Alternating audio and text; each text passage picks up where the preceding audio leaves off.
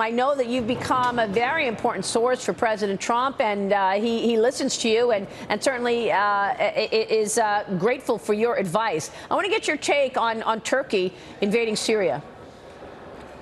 You know, I think the real irony here is that our relocating our troops, Turkey's incursion, actually may allow an alliance to develop between the Kurds and Assad, which actually may allow the Kurds to have some sort of autonomous region within Syria.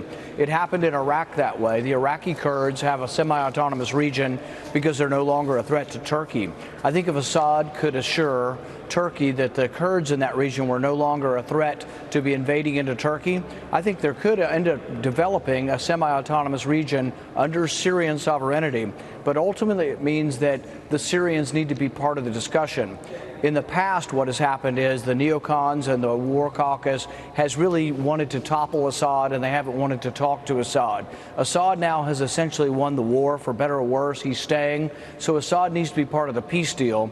And I'm glad the vice president is talking to the Syrian regime, because if you don't talk to them, there'll never be peace. Senator, is this in the U.S.'s national interest to pull out of Syria? It's not in our national interest to be there, period. The president was very clear that the purpose was to defeat ISIS, not to create a nation out of Syria. Syria is a mess, and really Syria is more of a mess because of all the outside intervention. Had no one intervened in the civil war 7 years ago, it probably would have ended in 6 months, and you wouldn't have had hundreds of thousands of people killed and millions of people displaced. The way we determine in our country whether something's in our national interest is we vote on it. That's why the Constitution put the power in Congress. We debate fully whether or not we're to go to war, and then Congress decides, not the president. Here's the interesting thing. All these people yelling and screaming about why we need to be in Syria, ask one of them who they want to declare war on. Have them come back to Washington. We'll declare war. We're going to declare war on Turkey, our ally, the Free Syrian Army, also allied with Turkey but used to be allied with us, or the Assad regime. Are we really going to declare war on any of those entities? So because it's so messy, we shouldn't have 50 soldiers in the middle of it. It's a disservice to our kids, to the young men and women who serve, to have them right in the middle of a war zone. 50 people deter nothing, and I think the president was absolutely right to get them out of a massacre. But isn't it true that taking our troops out, leaving the Kurds vulnerable, opens up the oil fields in Syria to Iran? And, you know, the president had the Iranians on their heels, and now basically opening up those oil fields gives them the revenue to continue to support terrorists like ISIS. I think it has nothing to do with Iran, actually. But what I would say is that this wasn't like the president said, oh, to Turkey, please come and invade into Syria. The Turks called the president and said, we are coming one way or another. You have 50 soldiers there, and we're giving you fair warning that 50 soldiers are not in a good place to be in front of tens of thousands of Turkish troops coming in. The president never promised to stay. The American people don't want hundreds of thousands of troops over there. We don't want another Iraq war. There is no national interest over there for us. So I think the president did absolutely the right thing, but he also did something where he had no choice. The people who think that the 50 troops were deterring the Turks, no, the Turks were always coming. Okay. And when they decided to come, they told us they were coming. And instead of having a massacre, the president did the wise thing and moved those troops. Well, the president's getting a lot of pushback about this, as you know. And the Wall Street Journal editorial board this morning out with an op-ed writing this: Trump's Syria mess, writing Mr. Trump was able to project an image of strength in his early days as he prosecuted the war against ISIS and used force to impose a cost on Mr. Assad for using chemical weapons. But that image has faded as he has indulged his inner Rand Paul and claims at every opportunity that the main goal of his foreign policy is to put an end to endless wars. Senator, the board goes on to call it simple-minded isolationism. Yeah, I would say that there's a certain naivete in the Wall Street Journal, the John Bolton, the War Caucus, to think that somehow they've made the Middle East better with their wars.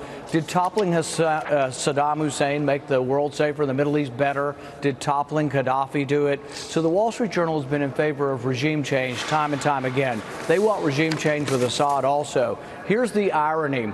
The irony is, for all the criticism of the president over the Kurds, once they're allied with Assad, and if they can make a deal with Assad, will actually have a much better chance for a homeland within Syria than they've ever had in 100 years. And so really, we need to have discussion, but we were having no discussion because nobody on our side, including the Wall Street Journal, are willing to talk to Assad. Assad has to be part of the peace process. So do the Turks. So do, frankly, the Russians. So do, frankly, the Iraqis. And so all of the players need to be part of the discussion.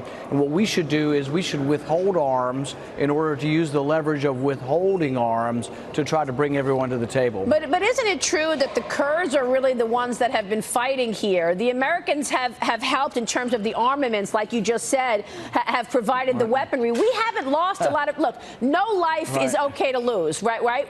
We did lose a handful of people over the last 5 years. But when you look at the numbers, the Americans have not lost many, and it's really the Kurds that are fighting. We are just providing the backup with armaments. Well, the Kurds live there, and so they're fighting to try to regain and retake their villages. So what's wrong with the U.S. helping them to fend off the Iranians who want that oil? Well, Maria, when we go to war in our country, the Constitution is very explicit how we go to war. We go to war by voting on whether or not we should go to war. So if America wants to go to war to protect the Kurds, we have a discussion, a national debate, and if you can convince enough Americans that it's in our national security interest to be at war in Syria, so be it. But I don't think that's what Americans want, and I don't think we should be in every godforsaken part of the earth in the middle of somebody's civil war. Here's the other irony ISIS about comes back? Senator, what if ISIS is back in business? What if ISIS gets to that oil, starts selling that oil, and has new revenue stream? I know. It's a what if. You can say the what if in Afghanistan. You can say the what if in Libya, Mali. Well, but the thing is if you're going to say what if in every quadrant of the world, you can try occupying it, but we don't have enough money or troops to do it.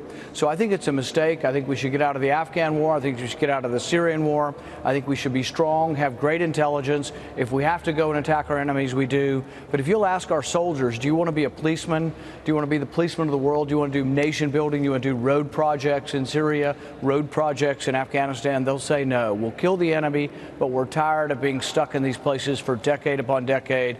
The president did the right thing bringing the troops out. All right, final question on this subject is about these sanctions. The president authorized sanctions and raised the steel tariffs on Turkey, also threatened more powerful financial penalties if they continue this offensive in North Syria. Is that enough? Do you think that's going to work? I think we should withhold arms to Turkey and other countries like Saudi Arabia unless they're really behaving as true allies. And I don't think Saudi Arabia or Turkey has been. So I would withhold arms. And I think we have a great deal of leverage with that.